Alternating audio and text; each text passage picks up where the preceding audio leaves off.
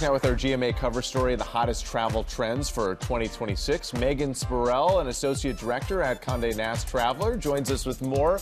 Good morning to you. It's great to have you. Thanks for having me. We were just talking here because it's like freezing cold outside, Yes. the never-ending winter. Everybody's eager to get away and get somewhere. So what are the hottest trends we should be looking into? Well, speaking of getting away, I mean, train travel is going to be huge for 2026. I think we've all seen over the past few years this desire of travelers to kind of slow down, enjoy the journey. So trains are big. They're going to be bigger in 2026. And there's some really ambitious trips. You know, you can take a train in Scotland. There's the Royal Scotsman. Oh, that's so beautiful. It's beautiful. Oh, look at that. Yes, Harry I'm sure Potter, we've all right? seen it on our social media feeds. But there are also train trips closer to home. So Amtrak has some great new routes. This month, there's a Mardi Gras route that goes from New Orleans to Mobile. Oh, which I know, I wish I was going on that.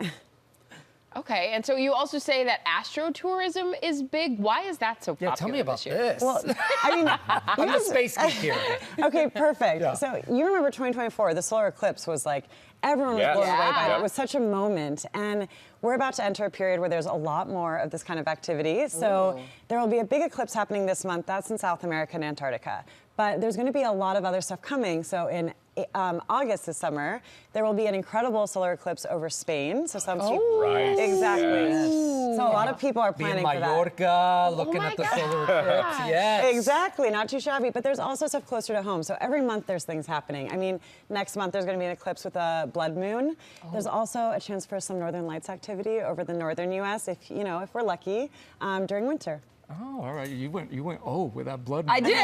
I love it. They're beautiful. They're beautiful. Yeah. You know, I've been thinking a lot about this, exploring your roots in Yeah. travel. Yes. What are the trends that you're seeing with that? I mean, this has been kind of growing over years, but in the U.S., unless you're part of the 3% that's Native American, we're all either immigrants or descendants of people who came from other places, and everyone's interested in learning about that history. So, if you have family from Ireland, for example, the Dromelin Castle, they have an on-site genealogist. You can actually go and get your full family tree done, learn all about it.